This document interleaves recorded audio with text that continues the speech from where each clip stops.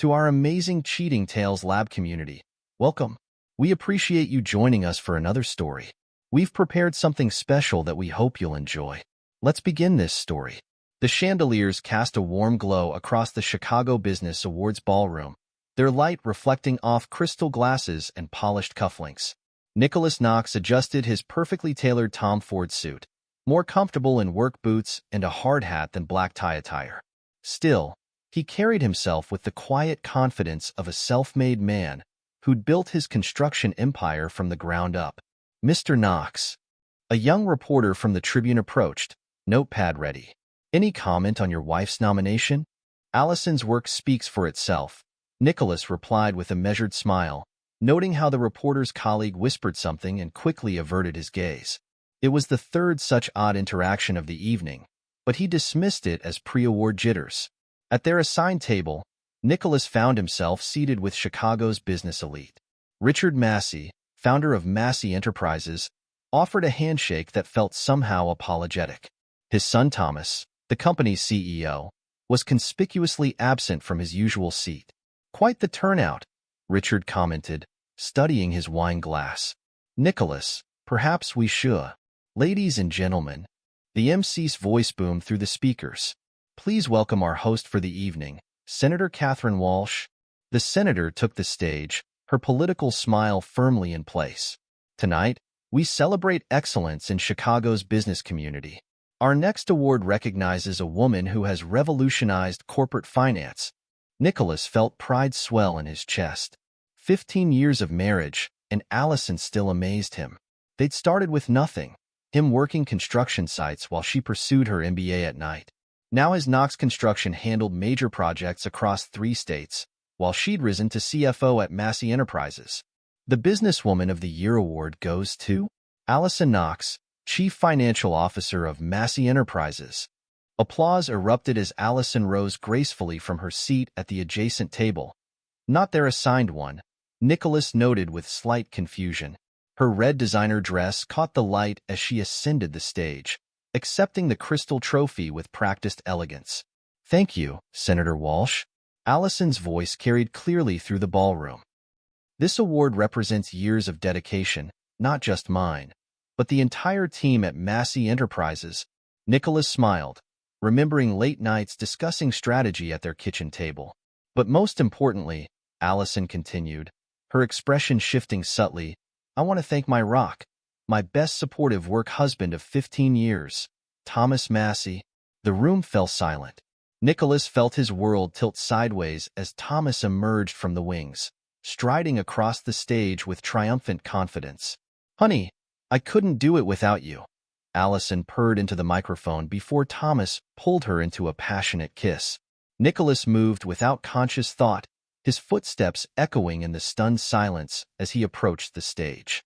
What the hell is all this? The question cut through the tension like a blade.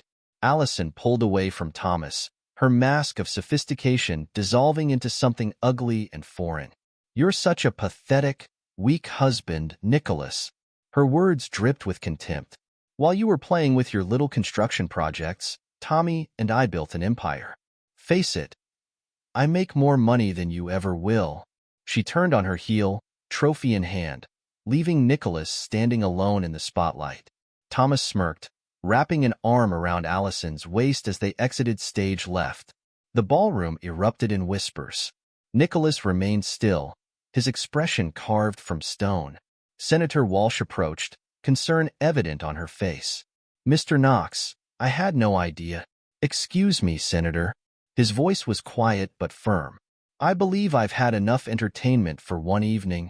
As he walked through the parting crowd, he caught fragments of conversation. Been going on for months. Everyone knew except him. Poor man, so humiliating. Outside, the valet brought his Range Rover. Nicholas gripped the steering wheel, his knuckles white. The drive home was a blur of city lights and racing thoughts. Their brownstones sat dark and silent, mocking the life he thought they'd built. Morning brought clarity and fury. Nicholas's phone buzzed incessantly. Reporters, business associates, concerned friends. He ignored them all, focusing instead on his laptop screen. Their joint accounts, empty. Investment portfolios, transferred. Even their shared safety deposit box had been cleared out the previous week. His private office at Knox Construction offered no refuge. A stern-faced IRS agent waited with his assistant, Rhonda, who couldn't quite meet his eyes. "Mr. Knox, we're initiating an audit of your company's finances for the past 5 years." Nicholas accepted the documents without comment, noting Rhonda's nervous fidgeting.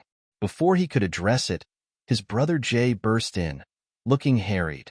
"Nick, Jesus, I've been trying to reach you all morning." Jay ran a hand through his disheveled hair. "Look, there's something you need to know." "That you knew?" Nicholas's voice remained eerily calm. "How long, Jay?" His brother collapsed into a chair. 6 months. "Nick, I wanted to tell you, but Allison, she threatened to revoke my contracting licenses. Said she'd make sure Knox Construction never worked with Massey Enterprises again. And that was enough to betray your own brother? She has dirt on everyone. Nick, the way she and Thomas operated, it wasn't just an affair. They've been planning this for years." Nicholas leaned back, studying his brother's face. "Tell me everything." The story unfolded like a cheap tabloid drama. Their mutual friend Renee McCall, the attorney who'd handled Nicholas's contracts for years, had been providing his beach house for Allison and Thomas's rendezvous.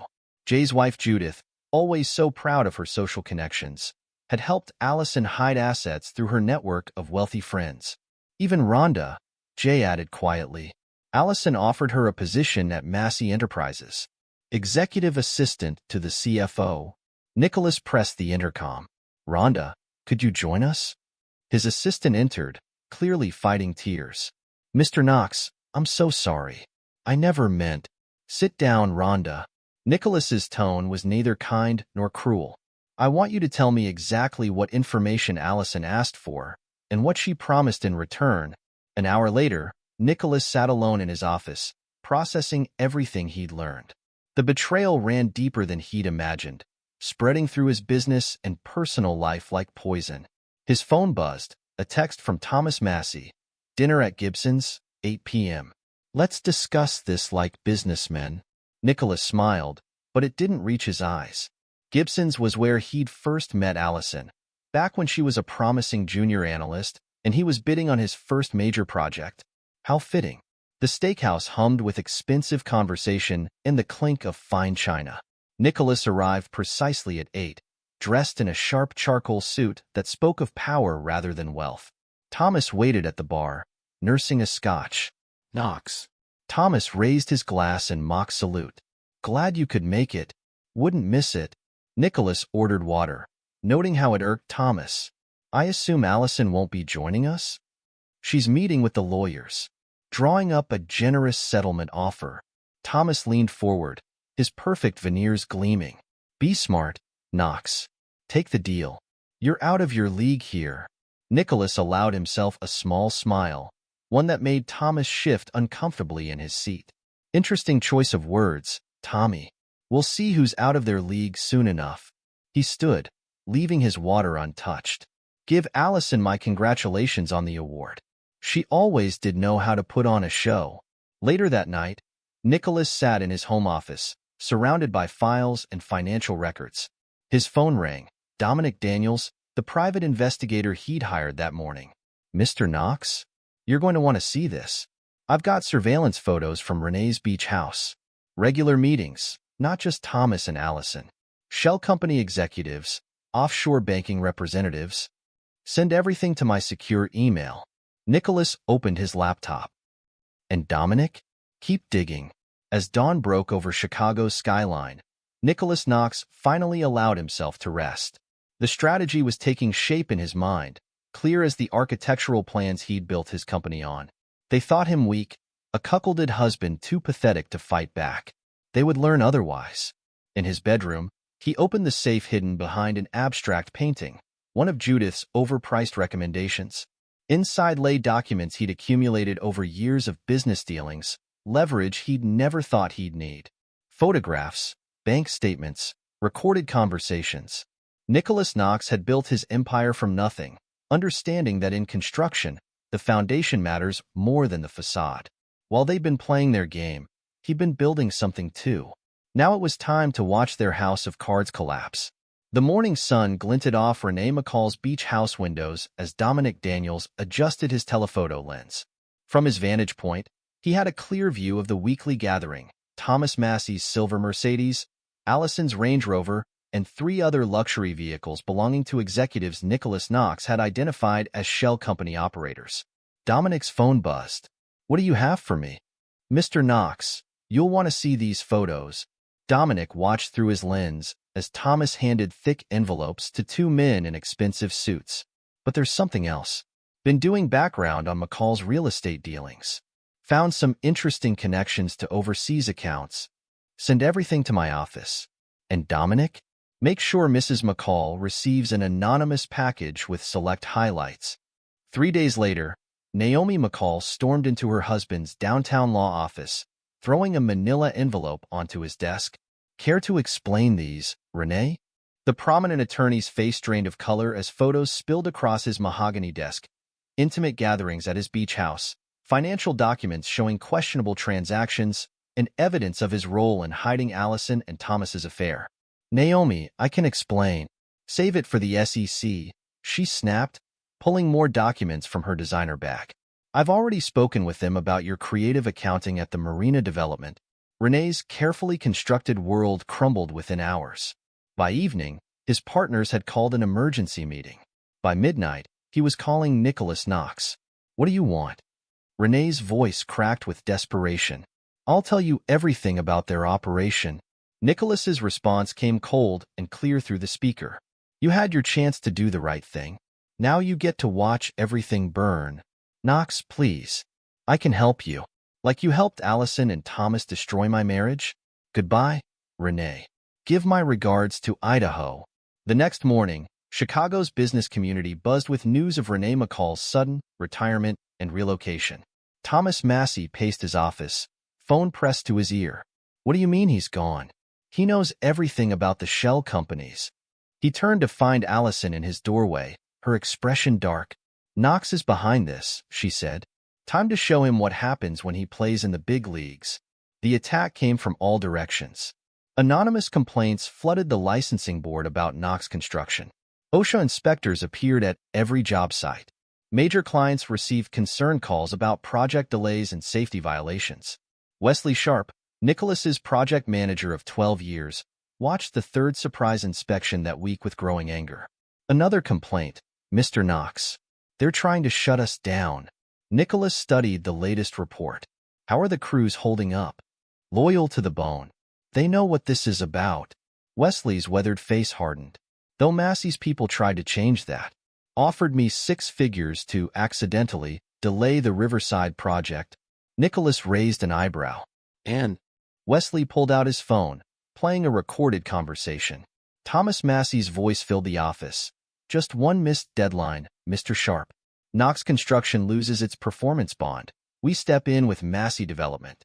Everyone wins." "Got it all on tape," Wesley said proudly. "Nobody breaks up this family." Across town, Judith Knox Harrison sipped champagne in her Gold Coast penthouse, plotting damage control. The socialite had built her reputation on managing delicate situations, but Nicholas's systematic dismantling of Renee McCall threatened everything. She arranged a dinner at Gibson's, choosing a private booth where Chicago's elite handled their most sensitive negotiations. Nicholas arrived exactly on time, impeccably dressed in a suit that probably cost more than the ones he used to wear. Success, Judith noted, suited her brother-in-law.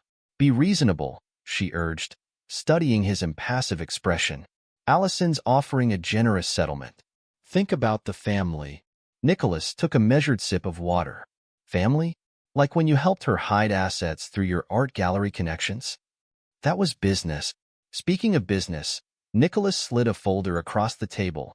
"How's Edwin's gallery doing?" "Must be challenging, balancing all those international art purchases with Chicago's money laundering laws." Judith's perfectly manicured hand trembled as she opened the folder. "Where did you get these?" "The same place I got proof of Jay's involvement in procurement fraud." Nicholas stood, adjusting his cuffs. "You chose sides, Judith. Now you get to live with the consequences." The family dinner a week later felt like a wake. Jay Knox sat at his usual place, but his usual confidence had vanished. His largest clients had received detailed documentation of his kickback scheme that morning. How could you? Nicholas's voice cut through the tense silence. Not just the betrayal, but feeding information to Thomas while pretending to support me. Nick, please. Save it. Nicholas placed a USB drive next to Jay's plate. That contains everything I have on your dealings. The authorities receive copies tomorrow unless you tell me everything you know about their operation. Every shell company, every hidden account. Jay's face crumpled. They'll destroy me. No, little brother. You did that yourself.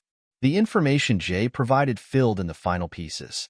Nicholas now had a complete picture of Thomas and Allison's elaborate financial scheme, and more importantly, their vulnerabilities. At his office, Nicholas reviewed the intelligence with Dominic. They're leveraged through shell companies, using stolen corporate funds to maintain the illusion of success. Like a house of cards, Dominic observed. Exactly. And we're about to pull out the bottom row. Thomas continued his campaign against Knox Construction, unaware of the trap closing around him. Each OSHA inspection found Nicholas's sites exceeding safety requirements. Every complaint backfired as clients witnessed Knox's professional handling of the harassment. Allison grew increasingly frustrated. Nothing works. His reputation is actually improving. Patience, darling. Thomas kissed her neck, not noticing her slight flinch. He'll break eventually. Everyone does. But Nicholas Knox didn't break. At charity galas and business functions, he appeared maddeningly unaffected by their public displays of affection. His company continued securing major contracts. Worse, his calm confidence seemed to be attracting supporters. Did you see the way the mayor's wife snubbed me? Allison complained after one event. And the Johnson account. They're considering switching their commercial development to Knox Construction. Thomas slammed his glass down. Then we'll have to hit harder. Call your contact at the Tribune. It's time for some creative journalism about Knox's business practices. But before they could launch their media attack, the ground shifted. Renee McCall's disgrace had created cracks in their foundation. Judith's art gallery faced a surprise audit. Jay Knox's clients were deserting him. Their carefully constructed network of allies was unraveling. Nicholas watched it all from his office, overlooking the Chicago River, Wesley Sharp at his side reviewing project updates. They're getting desperate, Wesley noted. Heard they tried to bribe Rodriguez on the hospital project. He recorded everything, just like I did. Nicholas nodded. Loyalty matters, Wes. That's something they never understood. Speaking of loyalty, Wesley hesitated. Rhonda asked to come back. Said she made a mistake listening to Mrs. Knox. To Allison. What do you think? She's a good assistant. And she chose to warn us about their media plans instead of taking their offer. Nicholas considered this. Set up a meeting. Everyone deserves a chance to choose the right side. The battle had evolved beyond personal betrayal into a war of attrition. Each week brought new attacks from Thomas and Allison, each one anticipated and deflected. Nicholas's countermoves were subtle but devastating. Key investors growing wary, banking relationships strained, whispers of regulatory scrutiny. He's playing a longer game than we thought, Thomas admitted during a late-night strategy session. Maybe we should consider a more aggressive settlement offer. Allison's laugh held an edge of hysteria. It's too late for that. Don't you see? He's not interested in money. He wants to destroy us. Then we'll destroy him first. But their next move never came. Nicholas had already laid the groundwork for Act 3, though they didn't know it yet. As Thomas prepared for his upcoming investor conference, Nicholas's team was quietly acquiring debt from their shell companies through untraceable entities. The stage was set for the final act. Nicholas sat in his office, reviewing the evidence one last time. Photos from Renee's beach house. Banking records from Judith's gallery. Jay's procurement documents. Recordings from Wesley and other loyal employees. All the pieces assembled into a devastating picture of corporate fraud and personal betrayal. His phone buzzed, Dominic with one last update. They're planning something big for the investor conference. Want me to intervene? No. Nicholas smiled. Let them make their move. Everything's ready on our end? All set. Just waiting for your signal. Nicholas ended the call. walking to his window to watch the sunset paint Chicago's skyline in shades of gold and blood red. Tomorrow would change everything. But tonight, he allowed himself a moment to appreciate the poetry of it all. They thought they were destroying him. Instead, they'd given him the weapon of his revenge, their own arrogance. The marble lobby of Chicago's Financial District Tower buzzed with anticipation. Investors and media gathered for Massey Enterprises' annual conference, where Thomas Massey would present their latest projections. Security guards checked credentials while Thomas rehearsed his speech in the executive suite above. The numbers look perfect, Allison assured him, adjusting his tie. Stop fidgeting. Knox has been too quiet lately. Thomas shrugged off her hands. It makes me nervous. He's finished. The OSHA investigations, the licensing complaints. He's probably drowning in legal fees. Neither noticed the discreet movement of suited figures through the building's secondary entrances, or the methodical way Nicholas's legal team positioned themselves in predetermined locations. In his downtown office, Nicholas reviewed final preparations with Dominic Daniels. Months of investigation had revealed the full scope of Thomas and Allison's scheme. Shell companies layered within shell companies, corporate funds siphoned through offshore accounts, all hidden behind a facade of legitimate business. Confirmation from our Hong Kong contact, Dominic reported. The last debt purchase is complete. We now control financial obligations for all their major shell companies. Nicholas nodded. And the SEC? Ready to move on your signal. FBI too. Then it's time. Nicholas stood, straightening his jacket. Let's go watch the show. The conference room filled quickly. Thomas took the stage to enthusiastic applause, his trademark confidence on full display. Behind him, presentation slides showed aggressive growth projections and ambitious expansion plans. Ladies and gentlemen, Thomas began, Massey Enterprises stands at the threshold of our most successful year yet. Our innovative financing strategies. A subtle ripple of movement caught his attention. Men in dark suits were quietly entering through all three doors. In the back row, Nicholas Knox sat down, opened his laptop, and pressed a single key. Across Chicago, servers hummed as pre-programmed legal filings activated. Claims against every shell company in Thomas and Allison's network hit the system simultaneously. Emergency alerts began flooding investors' phones. Thomas faltered mid-sentence as his own phone buzzed. Then others started ringing throughout the room. The carefully orchestrated presentation dissolved into confused murmuring. If I could have everyone's attention, Nicholas's voice cut through the chaos. He stood, his calm demeanor a stark contrast to the growing panic. You might want to see the real numbers behind those projections. The main screen switched to a detailed flowchart of shell companies, highlighted paths showing how corporate funds had been systematically looted. Supporting documentation appeared, bank transfers, forged authorizations, offshore account details. This is outrageous. Thomas sputtered. Security. Remove him? I wouldn't. Nicholas replied evenly. The FBI agents by the doors might object.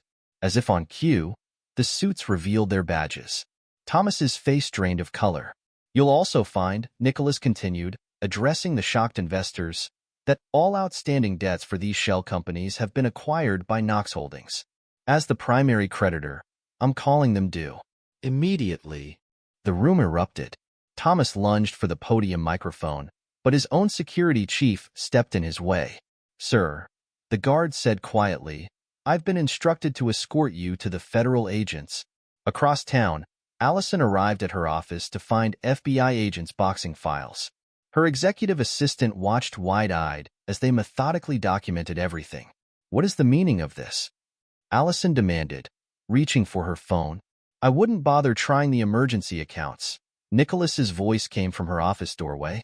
They've been frozen. Legal says hello, by the way. Allison's perfectly composed facade cracked. You can't do this. I built this company. No. Nicholas cut her off. You stole from this company. There's a difference. Ask your friend Renee McCall. Oh wait, he's practicing law in Idaho now. She lunged for her computer, but an FBI agent was already disconnecting it. This is harassment. I'll sue. With what money? Nicholas examined his cufflinks. Your personal accounts are frozen too. Even the ones Judith helped you hide through the art gallery. Speaking of which, how is my dear sister-in-law enjoying her husband's divorce filing? Allison's knees buckled. She grabbed her desk for support, designer heels unsteady on the marble floor. How did you figure it all out? You might ask Jay, but he's a bit busy with his own legal troubles right now. Nicholas's smile held no warmth. Family loyalty is such a fragile thing, isn't it? The emergency board meeting that afternoon felt more like a funeral. Thomas and Allison faced hostile investors across the mahogany conference table while Nicholas sat quietly in the back, watching his trap close completely. These allegations are ridiculous, Thomas insisted. Our books are clean. Then explain these. A major shareholder threw down a stack of documents. Shell companies? Offshore accounts? My God. You were even stealing from the pension fund. It's not stealing, Allison interjected. We were reinvesting. Through your private accounts? Another investor stood, face red with fury. I've seen the transfers. If I may, Nicholas spoke for the first time. Perhaps Mrs. Knox would like to explain these recordings? The room fell silent as Allison's voice filled the air, giving explicit instructions to move corporate funds through various shell companies. Each recording was time-stamped, documented, damning. That's taken out of context, she snarled. Really? Nicholas raised an eyebrow. Should we ask your assistant? The one you tried to bribe? Or perhaps Mr. Sharp from my company, who recorded your husband's attempted sabotage? Thomas slumped in his chair, the reality of their situation finally sinking in. Their lawyers huddled in whispered consultation, faces grim. The arraignment 2 weeks later drew media from across the country. The courthouse steps swarmed with reporters as Thomas and Allison arrived separately, their designer wardrobes replaced by conservative business attire. Inside, their legal team presented a last-minute deal. Our clients are willing to surrender additional assets for reduced charges, the lead attorney announced. The prosecutor looked to Nicholas, who stood to address the court. In his hand, he held a thin file, the final piece of evidence he'd been saving. Your Honor, before considering any deals, you should see this. He handed over documentation of their most recent attempted fund transfers. Even after the arrests, they tried to hide assets. There's no remorse, no redemption, only calculation. The judge's expression hardened as she reviewed the evidence. Thomas's swagger vanished completely. Allison's perfectly manicured hands trembled. The court rejects the proposed deal, the judge declared. This level of corporate fraud demands full prosecution. As court officers led them away, Allison turned back. You destroyed everything we built. Nicholas met her gaze steadily. No, he replied, voice carrying in the hushed courtroom. You did that when you chose betrayal over loyalty. I just made sure everyone saw who you really are. The media circus eventually died down. Chicago's business community gradually recovered from the scandal, though certain names remained toxic in boardrooms across the city. Nicholas's construction company expanded, absorbing several of Thomas's failed investments at fire sale prices. Wesley Sharp, promoted to senior management, oversaw the integration of new projects with loyal efficiency. Renee McCall's law license found a new home in Idaho, his Chicago connections worthless in a small-town practice. Judith's husband filed for divorce after the art gallery scandal, her carefully cultivated social position crumbling like a house of cards. Jay's business declared bankruptcy, his clients fleeing en masse after the procurement fraud revelations. Family gatherings became notably smaller, though notably more honest. Rhonda, who'd chosen loyalty over Allison's bribe, found her career flourishing as Nicholas's executive assistant. When reporters requested interviews about the scandal, she became the company's unofficial spokesperson. Mr. Knox never wanted revenge, she told them, seated in the office where she'd once betrayed him. He wanted justice. There's a difference. Nicholas himself declined all interviews, letting the court's verdicts speak for themselves. His focus remained where it had always been, building things meant to last, whether buildings or relationships. The lesson echoed through Chicago's business community. Betrayal carries a price, and Nicholas Knox made sure everyone paid in full. Epilogue, 2 years later. The gates of the Federal Correctional Institution in Pekin, Illinois loomed before Allison Knox, now inmate number 47291. Gone were the Louboutin heels and Chanel suits, replaced by standard-issue khaki uniforms. Her once perfect manicure had grown out, and her carefully highlighted hair showed dark roots beneath the harsh fluorescent lights. Mail call, Knox. A guard tossed an envelope through the cell door slot. Another rejection. Her third appeal denied. 15 years with no possibility of parole for corporate fraud, money laundering, and embezzlement. The judge had been particularly harsh after Nicholas's evidence revealed her attempts to hide assets even after the arrest. 2 cells down, her former assistant, one of the lower-level employees she tried to blame, served a reduced 3-year sentence in exchange for cooperation. The woman never acknowledged Allison's existence, a daily reminder of her fall from grace. Across the state at the minimum security men's facility, Thomas Massey stared at his own reflection in a steel mirror. 12 years, the judge had ruled. His father Richard had died 6 months into his sentence, the family name in ruins. Massey Enterprises, the company his grandfather built, had been dissolved, its legitimate assets sold off to cover investor lawsuits. Visitor for Massey, a guard announced. Thomas shuffled to the visiting area, orange jumpsuit hanging loose on his frame. His mother sat behind the plexiglass, her once proud posture bent with shame. The house sold, she reported flatly. Barely covered the legal fees. I'm moving in with your sister in Milwaukee. Thomas pressed his hand against the glass. Mom, I'm sorry. She stood, gathering her designer bag, one of the few remnants of their former life. So am I, Thomas. So am I. Meanwhile, Nicholas Knox's corner office overlooked a changed Chicago skyline. Knox Construction's new headquarters occupied the building that once housed Massey Enterprises executive suites. The company had expanded across 5 states, its reputation for integrity attracting clients who'd learned harsh lessons about trusting flashy promises over solid foundations. Wesley Sharp, now Chief Operations Officer, entered with the latest project reports. Hospital wings ahead of schedule. That new sustainable design you implemented is saving them a fortune in energy costs. Nicholas nodded, studying the blueprints. How's the crew integration going? Smooth as silk. Those boys from the old Massey sites? They're grateful for steady work with a straight shooter. Wesley grinned. Speaking of straight shooters, Rhonda's got the quarterly numbers ready. Rhonda Martinez, formerly just Rhonda, had proven her worth 100 times over since choosing loyalty over Allison's bribe. As project management director, she oversaw the company's expansion with meticulous attention to detail. Her office, once Allison's private domain, now hummed with productive energy. The Justice Department called again, Rhonda reported, entering with a stack of files. They want you to consult on another corporate fraud case. Something about your unique perspective. Nicholas smiled slightly. Tell them I'll consider it. How's the foundation project coming? The Knox Integrity Foundation, funded by recovered assets from the Massey scandal, provided scholarships for construction management students and supported whistleblower protection programs. It was Nicholas's way of turning betrayal's poison into something productive. Across town, in a modest Idaho law office, Renee McCall reviewed small claims documents. His Chicago law license remained suspended, his reputation irreparable. Divorce had cost him half of what he had left after the scandal. Naomi had relocated to California with their children, his visitation rights limited by court order. His phone buzzed, another rejection from a major law firm. Even with his reduced sentence for cooperation, no respectable practice would touch him. He'd become a cautionary tale in legal ethics courses. Mr. McCall? His assistant poked her head in. Your 2 o'clock is here. Disputed fence line case. From corporate law to property disputes. From beach house parties to shared office space above a diner.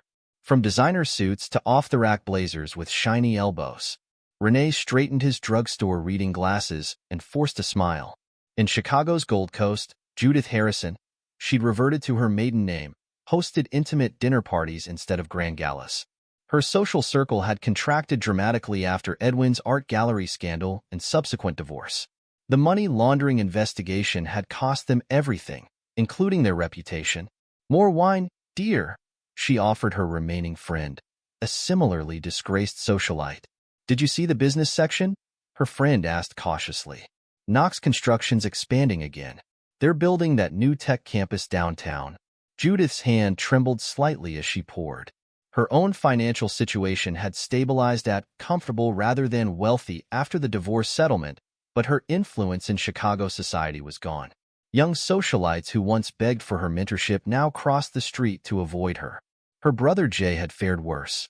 After his construction company's bankruptcy, he'd relocated to Phoenix, starting over as a small-time contractor. His involvement in procurement fraud had made him radioactive in Chicago's business community. Monthly alimony payments to his ex-wife kept him in a one-bedroom apartment, despite his attempts to rebuild. Jay's phone lit up with a news alert. Knox Construction wins Sustainable Building Award. He quickly closed it, the familiar mix of shame and regret souring his coffee. The scandal's ripples continued spreading. Thomas and Allison's former social circle had scattered, everyone desperate to distance themselves from the taint of association. Their favorite restaurants hosted new power players at their preferred tables. Their country club memberships had been quietly revoked. In prison, Allison received occasional updates from her elderly aunt, the only family member still in contact. Her parents had retired to Florida, changing their phone number. Her sister had asked her to stop writing. Former friends returned her letters unopened. Her lawyer, one of the few willing to handle her appeals, was brutally honest. The evidence was overwhelming. Knox's documentation was flawless. Even if you serve the minimum sentence, your professional licenses are permanently revoked. The restitution payments will take everything you earn for the rest of your life. Allison spent her days in the prison library, reading business magazines that chronicled Knox Construction's continued success. Every article felt like a twist of the knife, especially the small mentions of Rhonda's promotion to project management director, the position she'd once tried to bribe her with. Thomas occupied his time teaching basic business classes to fellow inmates, a cruel parody of his former corporate presentations. His cellmate, in for tax evasion, actually recognized him from the scandal. "Man, Knox played you like a chess master," the cellmate commented. "Had all the pieces in place before you even knew you were in the game." The observation haunted Thomas. Every move they'd made, every attack they'd launched, had somehow played into Nicholas's strategy. He'd turned their own weapons against them, their arrogance, their greed, their assumption that he'd roll over and accept defeat. Back in Chicago, Nicholas left his office early to meet Dominic Daniels for their monthly dinner. The private investigator had parlayed his work on the Massey case into a thriving practice specializing in corporate fraud. "Got something you might be interested in," Dominic mentioned over steaks at Gibson's. "Remember that offshore account Allison tried to access after her arrest? Found some interesting connections to other cases." Nicholas shook his head. "Send it to the Justice Department. I'm done with that chapter." Speaking of chapters, heard from a publisher lately? They're still dying for your story. Let them wonder. Nicholas sipped his water. Success is the best revenge, and silence drives them crazy. He'd received countless offers, books, movies, interviews, all promising to tell the real story of Chicago's most spectacular corporate takedown. Nicholas declined them all, letting the court transcripts and journalism archives tell the tale. His new penthouse offered sweeping views of Lake Michigan, though he spent more time at construction sites than at home. The building's doorman still had standing instructions to return any messages or packages from Allison, Thomas, or their associates. The only reminder he kept of that time was a framed Chicago Business Award program, dated the night of Allison's public betrayal. It sat on his office wall, not as a wound but as a lesson. Trust must be earned, loyalty must be proven, and justice may take time but arrives inevitably. Rhonda noticed him studying it one morning. "Still hard to believe how it all played out," she observed. "Not really," Nicholas replied. "They thought they were writing a story of triumph over the little construction guy. Never realized they were just characters in a different story entirely." His phone buzzed, the mayor's office, wanting to discuss a major infrastructure project. Nicholas gathered his files, nodding to the program on the wall. "Happy ending optional," he told Rhonda. "Justice mandatory." In their separate prison cells, Thomas and Allison received their daily reminders of this truth. Every meal, every count, every restricted visit hammered home the lesson they'd learned too late. Betrayal carries a price, and Nicholas Knox had made sure they paid in full. Their empire had crumbled. Their reputations were destroyed. Their futures were confined to concrete walls and endless regret. Meanwhile, the man they tried to destroy thrived, his success built on the foundation they'd foolishly thought was weakness, integrity. As Chicago's business community liked to say, there were two ways to learn about consequences: observation or experience. Thomas and Allison had chosen experience, and Nicholas had ensured it was an education they'd never forget. The city skyline continued evolving, Knox Construction's projects adding new dimensions to old perspectives. Each building stood as a testament to what Nicholas had always known. Real power isn't in knocking things down, but in building something that lasts. In the end, that was the true price of betrayal.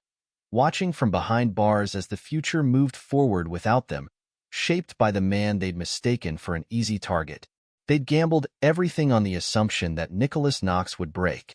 Instead, he'd rebuilt himself stronger, turned their weapons into his tools, and transformed their betrayal into his triumph. It wasn't just revenge, it was reconstruction.